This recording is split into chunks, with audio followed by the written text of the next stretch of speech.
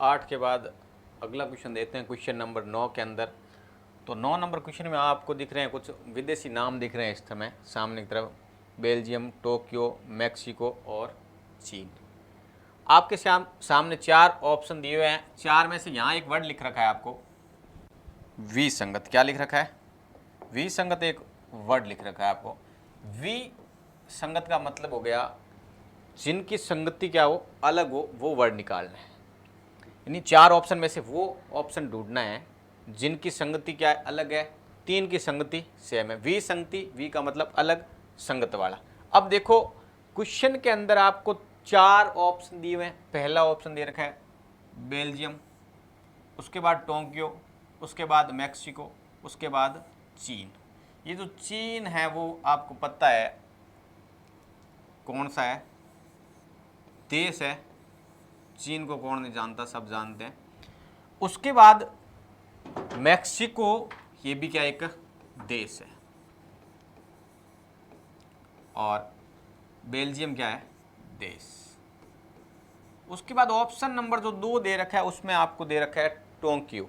अब टोक्यो क्या एक राजधानी है, और ये राजधानी किसकी है, जापान। जापान की राजधानी कौन है, टोक्यो है। तो जो ऑप्शन नंबर 1, 3 और 4 ये क्या है, एक ही संगत के, और संगति किसकी अलग है, इस टोक्यो की अलग है, यानी ये विसंगत वाला है, विसंगत। हमें पूछा है कि निम्नलिखित में से कौन सा विसंगत है, इसका मतलब विसंगत कौन सा हो गया, टोक्यो। तो इसका राइट आंसर क्या हो जाएगा, 2 नंबर राइट आंसर हो जाएगा टोक्यो। क्योंकि बाकी जो 3 है वो क्या है, देश है, और टोक्यो एक राजधानी है। तो ऑप्शन नंबर 2 आपका राइट। अगला क्वेश्चन। अब जो अगला क्वेश्चन आया आपके सामने, जो पार्ट्स दे रखे हैं, कुछ कंप्यूटर के पार्ट दे रखा है। एक दे रखा है टेलीफोन, दे रखा है माउस, सीपीयू और मॉनिटर। आपको इसमें भी वही काम करना है, विसंगत निकालना, यानी अलग संगति वाला निकालना। 3 एक ग्रुप के होंगे, एक जो होगा अलग होगा उसको निकालना है। पहला मॉनिटर। मॉनिटर कौन होता है, कंप्यूटर का एक पार्ट है, कंप्यूटर का पार्ट। उसके बाद आपको दे रखा है एक सीपीयू दे रखा है। सीपीयू भी क्या होता है, कंप्यूटर का पार्ट है। उसके बाद चलते हैं माउस। माउस भी क्या है, कंप्यूटर का पार्ट है। यानी ये जो 3 ऊपर वाले दे रखे हैं, 1 नंबर, 2 नंबर और 3 नंबर, क्या है, कंप्यूटर के पार्ट है।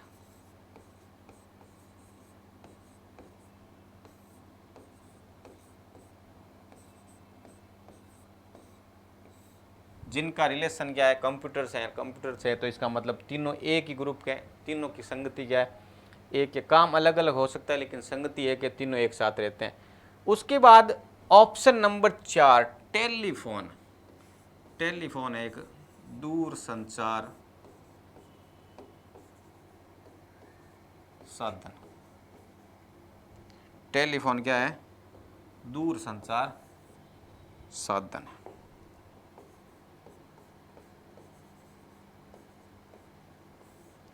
तो जो इसका राइट आंसर हो जाएगा वो हो जाएगा टेलीफोन, ऑप्शन नंबर 4। यानी कि जो मॉनिटर, सीपीयू और माउस है वो क्या है, कंप्यूटर के पार्ट्स है, तीनों की एक संगत है। चौथा अपने को दिया हुआ है टेलीफोन। टेलीफोन क्या एक दूर संचार का साधन है, यानी कि फ़ोन जैसे बात करते हैं वो क्या होता है, दूर संचार साधन हो गया। तो ऑप्शन नंबर 4 इसका राइट आंसर हो जाएगा। उसके बाद चलते हैं क्वेश्चन नंबर 11 पर। निम्नलिखित में से कौन सा विसंगत है, निम्न अंकित में से कौन सा विसंगत है, यानी इसमें भी क्या करना है, अलग वाला देखना है। अब आपके सामने नदियों के नाम दे रखे हैं। मैंने कहा था हर चीज़ का नॉलेज होना बहुत ज़रूरी है। इसके अंदर देशों के नाम आ गए, नदियाँ आ गई, अक्षर, अल्फ़ाबेट, संख्याएं, सबका नॉलेज बहुत ज़रूरी है। वर्गीकरण टॉपिक का मतलब वर्गीकरण नाम से पता है उनका क्या होना चाहिए, पूरी जानकारी होनी जरूरी है उन शब्दों के बारे में। तो चलो देखते हैं, पहला ऑप्शन में दिया हुआ है कावेरी। कावेरी कोई ऐसा मत समझना लड़की का नाम है, जैसे गंगा भी होता है लड़की का नाम। तो कावेरी और गंगा, कावेरी क्या है? नदी का नाम होता है, और गंगा भी एक नदी है। कावेरी लड़की का नाम भी हुआ है, ठीक है, गंगा भी होता है। चलो, और चंबल क्या एक, ये भी नदी है। और ये भांगड़ा, भांगड़ा, भांगड़ा जो है वो क्या एक परियोजना है, भांगड़ा नाल परियोजना है। तो कहने का मतलब क्या होगा, ये एक परियोजना है। और तीन अपने पास, तीनों ये क्या है, भारत की तीनों प्रमुख नदियां हैं। कावेरी, गंगा और चंबल क्या है, तीनों की तीनों क्या है, प्रमुख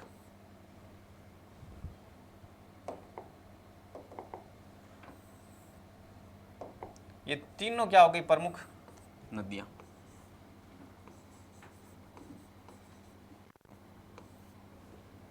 प्रमुख नदियां, जबकि ये क्या है, परियोजना।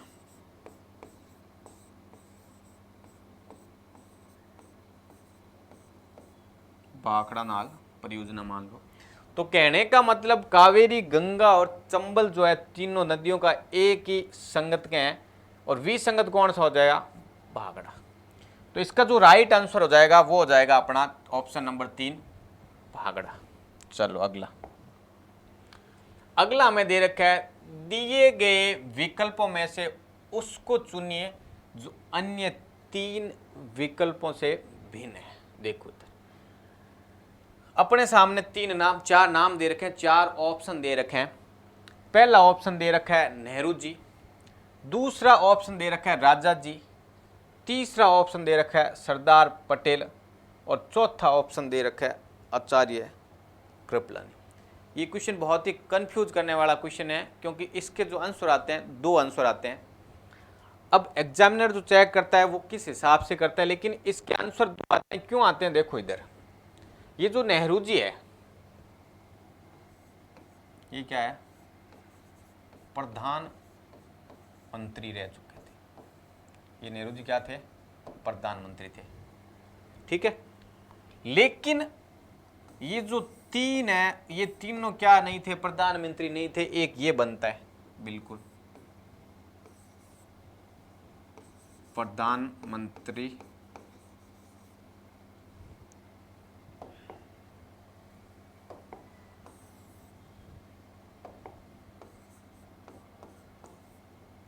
प्रधानमंत्री नहीं थे,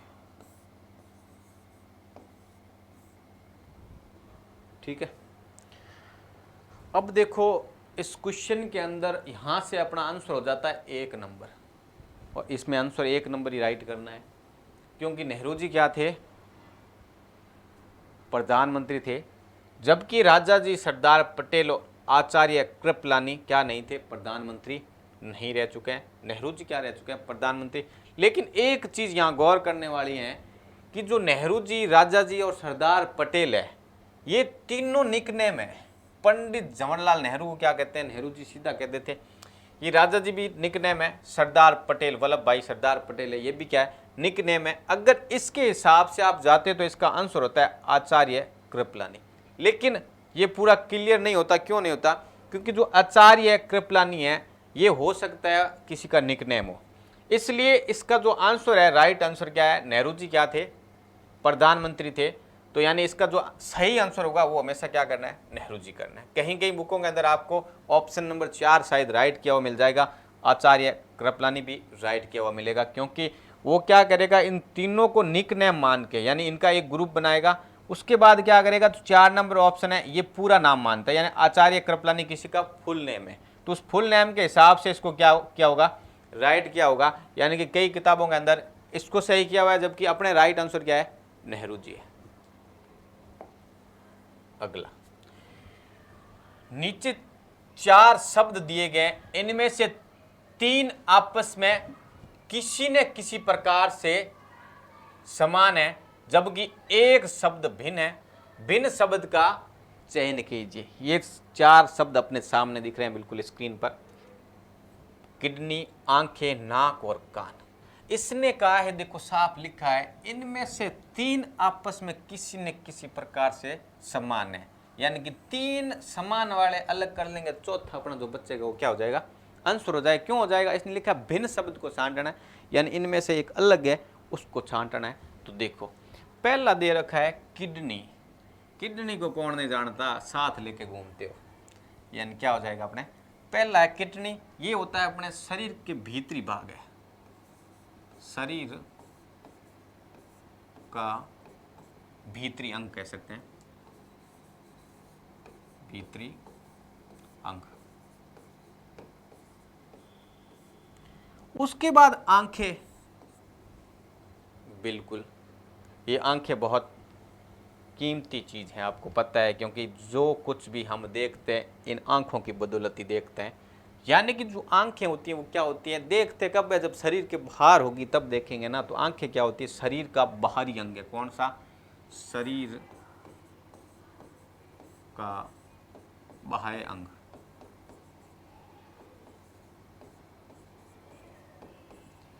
ठीक है, उसी प्रकार नाक भी क्या है, शरीर का बाहर की तरफ होता है, ये वाला। और कान जिससे हम सुनते हैं, ये जितने भी पार्ट्स हैं, आँख, नाक, कान, ये शरीर के बाह्य अंग है, यानी कि ज्ञानेंद्रिय भी कहते हैं इसे। तो आँख, नाक और कान ये जो है अपने शरीर के बाह्य हैं, जबकि किडनी जो होता है वो शरीर के भीतर है। इसका मतलब इन तीनों का ग्रुप क्या बन रहा है, एक ही बन रहा है, यानी आपस में किसी न किसी प्रकार से समान है। वो कौन है, आंख, नाक और कान, ये आपस में क्या है, समान है। इसका आंसर क्या हो जाएगा, जो शरीर के भीतर कौन है, किडनी। बहुत कीमती चीज़ है किडनी। लेकिन ये जितने भी चारों वर्ड है ना, ये अपने लिए बहुत कीमती है, ये हर मनुष्य में होने ज़रूरी है। किडनी, आंखें, नाक, कान, जिनके ये नहीं होती उनका जीवन बहुत मुश्किल से कटता है। आप देखते होंगे अंधे लोगों को, या जिनके आंखें नहीं होती उन्हें देखते हैं हम। यानी कि किडनी क्या है, एक भीतरी अंग है, जबकि आंख, नाक और कान क्या है, ये तीनों बाह्य अंग है। चलो अगला क्वेश्चन देखते हैं, 14 नंबर। अब देखो 14 नंबर क्वेश्चन में क्या दिया हुआ है, नीचे 4 शब्द दिए गए, बिल्कुल 4 शब्द दिए गए, नीचे दिख रहे हैं हमें, 1 नंबर, 2 नंबर, 3 नंबर, 4 नंबर लिखा हुआ दिख रहा है। क्या क्या लिखा हुआ है, इनमें से 3 शब्द आपस में किसी न किसी प्रकार से क्या है, समान है। इनका क्या है, एक ही रिलेशन बनता है इन 3 में से।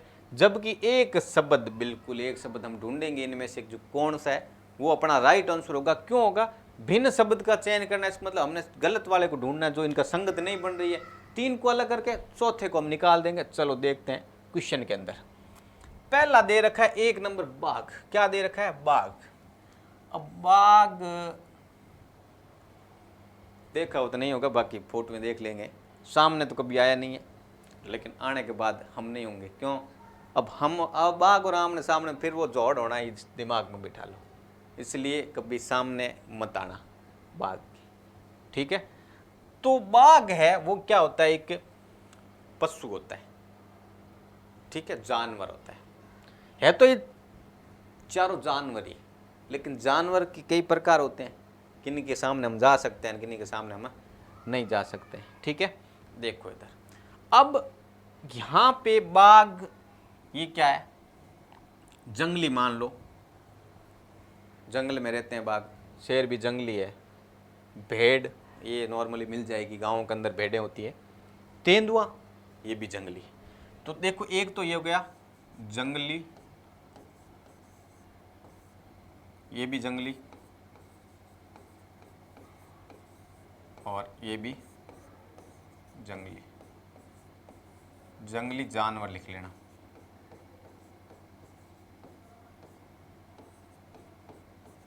जानवर, और ये क्या है, पालतू।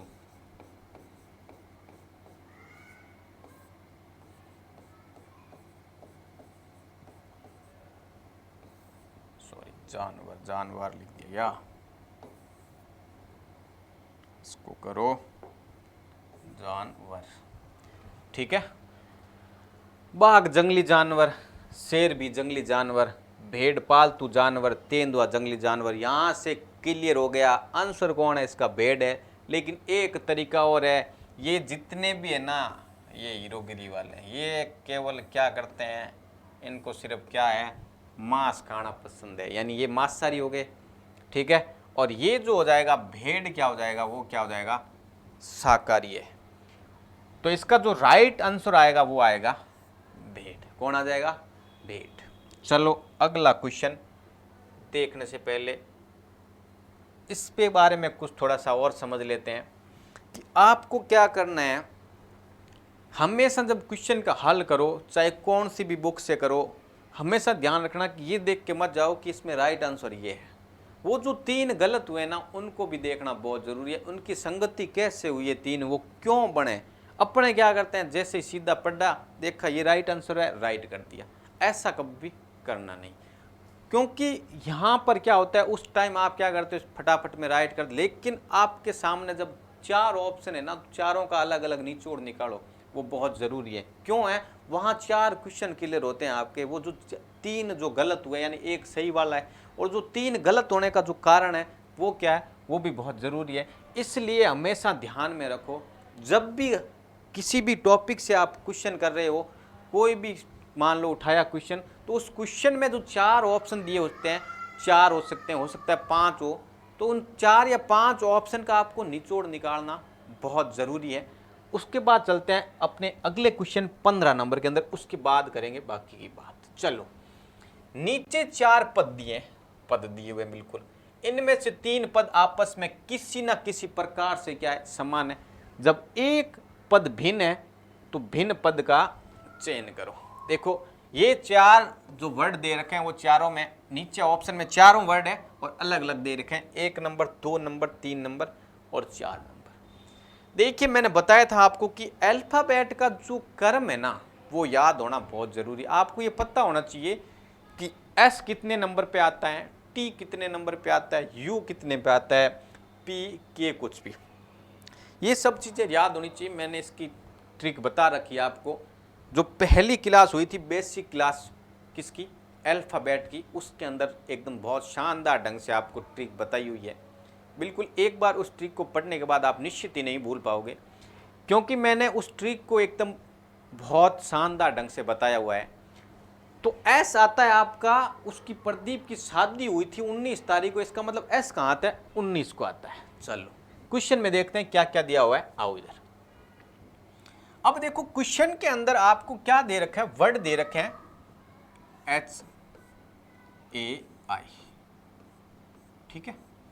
इनके क्रमांक निकाल लेते हैं पहले। H आता है, H गर्ल 7 जिनकी हाइट है 8, यानी H कितने नंबर पे आता है, हाइट है 8।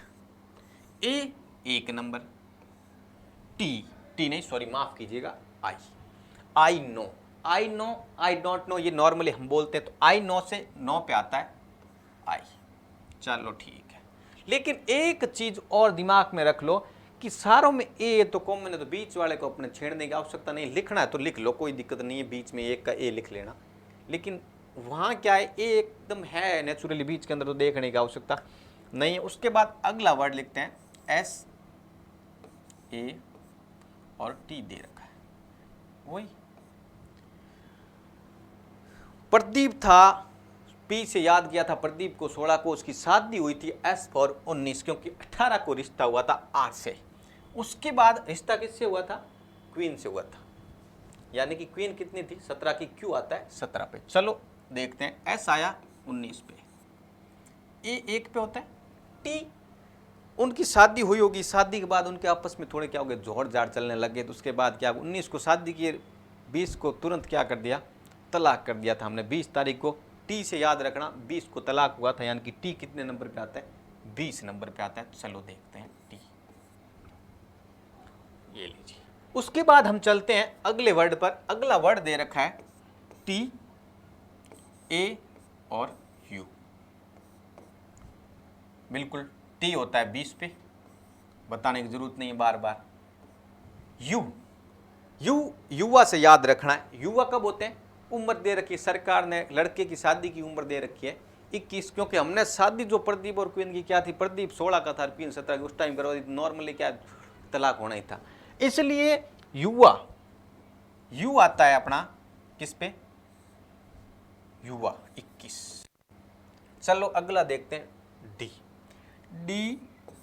DAF।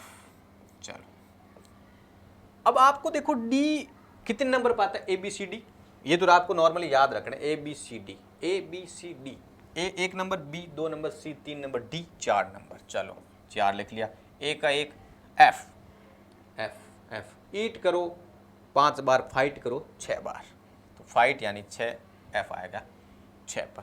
अब देखो एक जोड़ा +1 +1 +1, लेकिन यहां देखिए +2 हो रहा है, क्या हो रहा है, +2 हो रहा है, कौन से में हो रहा है, लास्ट वाले में, यानी कि ये जो 3 शुरुआत वाले हैं इनमें क्या हो रहा है, जो पहला और लास्ट वर्ड है, तीसरा वर्ड, यानी कि 3 वर्ड दिए हुए हैं, बीच वाला सेम वर्ड है, देखने की आवश्यकता नहीं है, पहले और लास्ट वर्ड में एक एक जुड़ रहा है, यानी एक जुड़ के अगला वर्ड आ रहा है, जबकि जो वर्ड नंबर जो आखिरी वर्ड दिया आपको DAF, उसमें क्या हो रहा है, +2 हो रहा है, 4 के बाद सीधा 6 आ रहा है। यहां देखो 20 का 21, 19 का 20, 8 का 9, एक एक जुड़ा है, जबकि लास्ट वाले वर्ड के अंदर क्या किया उसने, 4 में 2 जोड़ के 6, यानी डी के बाद सीधा F लिख दिया।